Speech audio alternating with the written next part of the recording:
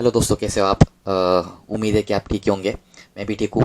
इस वीडियो में मैं आपको मैक्स स्कॉलरशिप की, यानी कि जापान गवर्नमेंट की फुल्ली पेड स्कॉलरशिप, जिसमें आपका एयर फेयर, आने जाने का खर्चा और बाकी सब खर्चा जापान गवर्नमेंट उठा लेती है और आपको प्लस स्टाइपेंड भी दे देती है।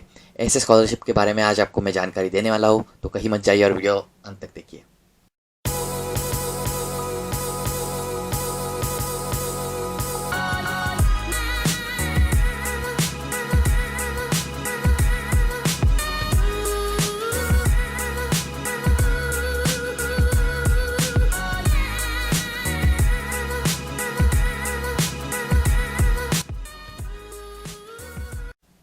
तो मैं इस वीडियो में 5 हिस्सों में बात करूंगा और मैं आपको स्क्रीन पे दिखा रहा हूँ कि मैं कैसे बात करने वाला हूँ। सबसे पहले मैं बोलूँगा कि मैक्स क्या होता है, क्योंकि बहुत से लोग पूछते हैं कि लोगों को गलतफहमी होती है कि मैक्स कोई प्राइवेट ऑर्गेनाइजेशन है।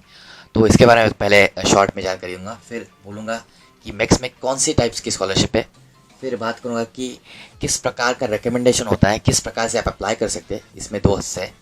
और चौथा हिस्सा होगा डेट्स ऑफ एप्लीकेशन। ये बहुत ही अहम हिस्सा है, क्योंकि अगर आपको कब अप्लाई करना है ये मालूम नहीं है तो आप जापान नहीं आ सकते। ये भी बहुत अहम हिस्सा है, तो इसके बारे में बात करूँगा।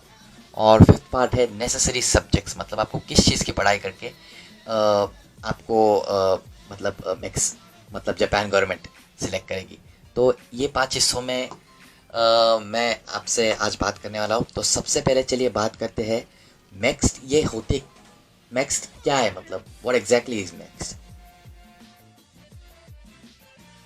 सबसे पहले मैक्स जापान में से 11 मिनिस्ट्री जो है जापान में, उसमें से एक मिनिस्ट्री है जिसका भी फॉर्म है ministry of education, technology, science, culture. और फुल फॉर्म बड़ा है, लेकिन आपको समझ आएगा कि जापान की एजुकेशन मिनिस्ट्री है मैक्स।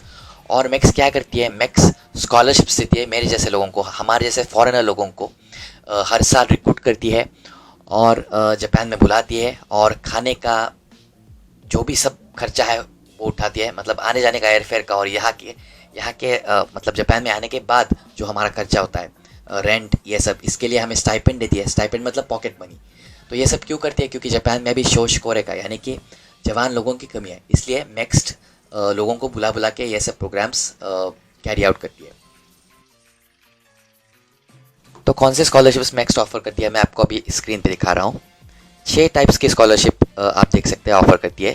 2 मास्टर्स के लिए और 4 अंडर ग्रेजुएट के लिए। अब मास्टर्स और अंडर ग्रेजुएट का अगर फ़र्क आपको मालूम नहीं है तो प्लीज़ सर्च कीजिए, लेकिन मास्टर्स मतलब आपके लिए आपको कम से कम 3 साल की आपके पास डिग्री होनी चाहिए, तभी आप रिसर्च स्टूडेंट और टीचर ट्रेनिंग की स्कॉलरशिप ले सकते हैं। और अगर आप HSC 12th पास हो तो आप ये 4 स्कॉलरशिप्स ले सकती है जो मैं अभी दिखा रहा हूँ आपको: under graduate Japanese student, study student, और कॉलेज ऑफ टेक्नोलॉजी और स्पेशलाइज्ड ट्रेनिंग कॉलेज स्टूडेंट।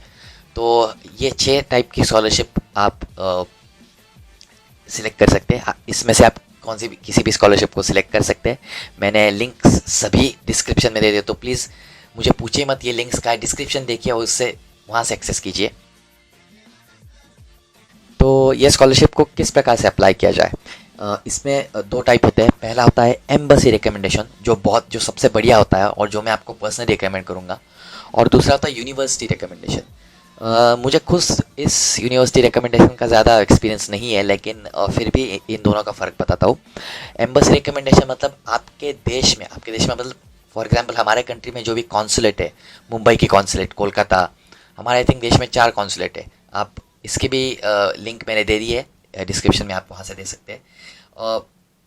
वहाँ ये कॉन्सुलेट एग्ज़ाम कंडक्ट करती है, और इस एग्ज़ाम में पास होने के बाद, इस स्क्रीनिंग में पास होने के बाद आप यूनिवर्सिटी को रिकमेंड किए जाते हैं, मतलब उल्टा रिकमेंडेशन होता है एम्बेसी से यूनिवर्सिटी को। तो इसमें आपको शॉर्ट स्कॉलरशिप मिल जाती है। और जो दूसरा पार्ट है, ये इसका थोड़ा सा रिवर्स पार्ट है, मतलब आप पहले यूनिवर्सिटी में सिलेक्ट होते हैं और यूनिवर्सिटी में जाने के बाद आप जापान गवर्नमेंट के स्कॉलरशिप के लिए जाने के बाद, मतलब एक्सेप्ट होने के बाद आप स्कॉलरशिप के लिए अप्लाई करते हो।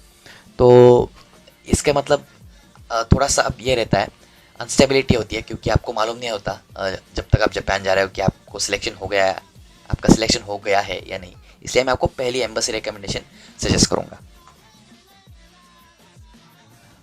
रहा पार्ट डेट ऑफ एप्लीकेशन का, मैं अभी आपको दिखा रहा हूँ कि हर तरह की स्कॉलरशिप के अलग अलग एप्लीकेशन डेट्स है। मैं अभी आपको कौंसल जनरल ऑफ मुंबई की साइट दिखा रहा हूँ, यहाँ पे व्हाट्स न्यू करके एक सेक्शन है, वहाँ पे आप देख सकते हैं Japanese government scholarship for Indian students. यहाँ पे आप जा सकते हैं और वहाँ पे सब डेट्स दे दी है रिसर्च स्टूडेंट के लिए 15 जून 9 जुलाई तक। और मतलब मैं एक एक नहीं भूलूंगा अब, लेकिन मैं खुद इस जापानीज स्टडी स्टूडेंट के स्कॉलरशिप से आया था जापान में पहली बार। और इसकी एप्लीकेशन एक साल पहले से चालू होती है। मतलब अगर इस साल मैं सितंबर में जा रहा हूँ तो मैंने पिछले साल के फरवरी में ही एप्लीकेशन मेरा चालू किया होता है। तो आपको ये बात ध्यान में रखनी पड़ेगी कि अगर आपको अगले साल जाना है तो इसी साल से आपको एप्लीकेशन डेट्स देख के अप्लाई करना पड़ेगा। इसलिए मैंने जो लिंक दी है कौंसिल जनरल की, उस साइट को आप चेक कर दीजिए कि एप्लीकेशन डेट्स कब ओपन। अभी तो यहाँ पे क्लोज दिखाया रहा है क्योंकि इस साल के एप्लीकेशंस ख़त्म हो गए, लेकिन अगर आपको अगले साल जाना है तो इसी साल से आपको सब डॉक्यूमेंट्स आपको चेक करना पड़ेगा। रही बात नेसेसरी सब्जेक्ट्स की, तो आप देख सकते हैं रिसर्च के लिए आपको जापानीज़ इंग्लिश, मेरा ये एक्सपीरियंस है कि रिसर्च में अगर आपको जापानीज़ नहीं भी आती है तब भी आप एक्सेप्ट हो जाते हैं। और टीचर्स ट्रेनिंग में भी के लिए आपको जापानीज़ आना पड़ता है क्योंकि आप जापानीज़ सिखाने के लिए टीचर बनने की कोशिश कर रहे हो, ऐसे अज्यूम किया जाता है, इसलिए आपको जापानीज़ आना ज़रूरी होता है। लेकिन अंडरग्रेड और रिसर्च में आना ज़रूरी नहीं होता है, डिपेंड करता है कि आप कौन सी स्ट्रीम के हो। अगर आप साइंस साइड या कॉमर्स साइड के हो तो आपको, कॉमर्स नहीं साइंस साइड के हो तो आपको जापानीज़ ज़्यादा आने की ज़रूरत नहीं होती। यहाँ पे भी लिखा है कि only science faculty examinees are required to choose 2 out of the following 3 subjects. और अगर आप नेचुरल साइंस के हो, मतलब लॉ मेरे जैसे फील्ड के हो, लॉ आर्ट्स ग्राफिक डिज़ाइनिंग ऐसे कुछ फील्ड के हो, तो आपको जापानीज़ थोड़ा बहुत आना मांगता है। तो ऐसे हर एक फील्ड या टाइप ऑफ स्कॉलरशिप के ऊपर डिपेंड करता है कि आप कौन से कितनी आपको लेवल जापानीज़ की ज़रूरी है। और पिछले जो क्वेश्चन पेपर है वो भी यहाँ पे सब इसी साइट पे दे दिए, तो प्लीज़ जाके देखिए कैसे क्वेश्चन पेपर है। बहुत टफ है, लेकिन इतने टफ पेपर रियल में नहीं आते, इससे थोड़े से कम लेवल के पेपर आते हैं। तो प्लीज़ यहाँ पे जाइए और चेक कीजिए। तो उम्मीद करता हूँ कि आज की वीडियो आपको पसंद आई होगी। मैंने बहुत शॉर्ट में बोला है सब कुछ, इससे ज़्यादा एक्सप्लेनेशन एक्चुअली मुझे देना चाहिए, लेकिन मेरा काम सिर्फ आपको इन्फॉर्मेशन देना है। इसके आगे आप उसे कैसे इंटरप्रेट करें और उसके ऊपर कैसे आप एक्शन करेंगे, कैसे एप्लीकेशन करेंगे, ये सब आपके ऊपर है। क्योंकि स्पून फीडिंग करना मुझे बिल्कुल भी पसंद नहीं है, क्योंकि ऐसे लोग जापान में ज़्यादा टिकते नहीं हैं।